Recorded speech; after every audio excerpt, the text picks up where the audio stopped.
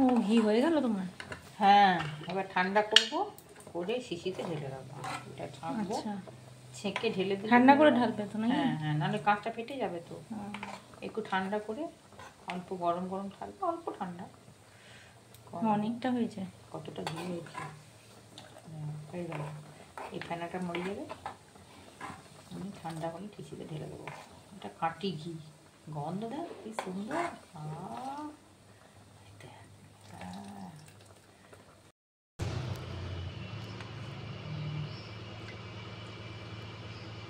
ঘি স্টোর হচ্ছে। এটা ছেঁকে নিলে আরো তাড়াতাড়ি হয়, আমার টাইম আছে বলে করছি।